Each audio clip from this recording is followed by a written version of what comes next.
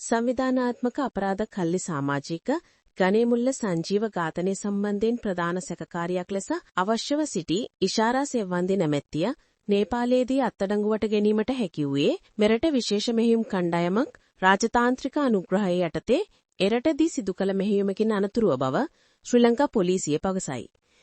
Police මාධ්‍ය ප්‍රකාශකවරයා මෙම අදහස් පළ කළේ අද 14 දහවල් කාලයේ පැවති විශේෂ ප්‍රවෘත්ති සාකච්ඡාවකට එක්වෙමිනි. මේ අතර රටින් පලා ගොස් සිටින අපරාධකරුවන් 42කුට මේ වන විට රතු නිවේදන නිකුත් කර ඇති බවත් පැවසූ පොලිස් මාධ්‍ය ප්‍රකාශකවරයා ඒ අතරින් මේ වන විට අපරාධකරුවන් 18 දෙනෙකු ලංකාවට ගෙන්වා ගැනීමට මෙම වසර තුල කටයුතු කර ඇතයිද පැවසිය.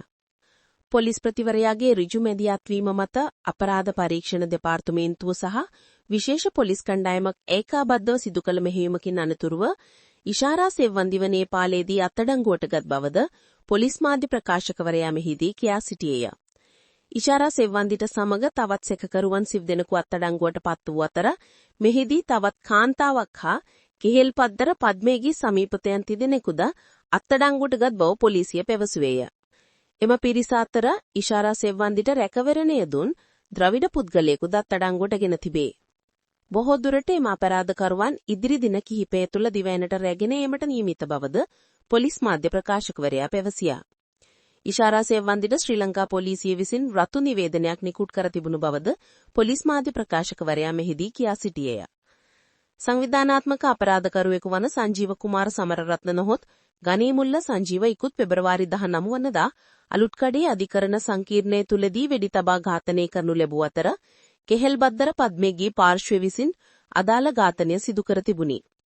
ඝාතනය සිදු කළ වෙඩික්කරුවා බවට පැවසෙන සමිඳු දිල්ෂාන් පියුමංග නැමැත්තාව එදිනම පුත්තලම පාලවිය ප්‍රදේශයේදී විශේෂ කාර්යබලකා නිලධාරීන්ගේ අත්අඩංගුවට ගත් අතර අනතුරු විමර්ශන නිලධාරීන් අධිකරණ සංකීර්ණයේ පිහිටි CCTV කැමරා පරීක්ෂා කළ අතර එහිදී අනාවරණ වුණේ කාන්තාවක්ද වෙඩික්කරුගේ සහයට පැමිණි ඇති බවයි.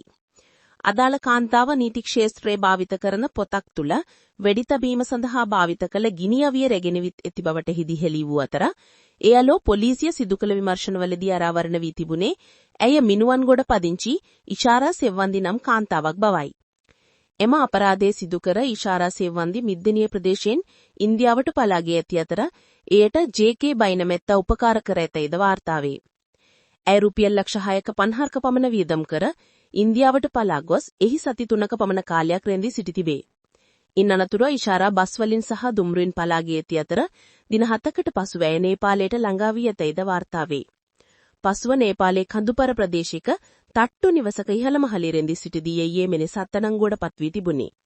මේ අතර ඉෂාරා සෙව්වන්දිට ආදේශකයක් ලෙස යොදාගත් වෙනත් කාන්තාවක් සඳහාද විවිධ රටවලට පලා යාමට හැකිවන අයුරින් පාස්පෝර්ට් සකස් කර ඇති බවද මෙහිදී අනාවරණ වී තිබෙනවා.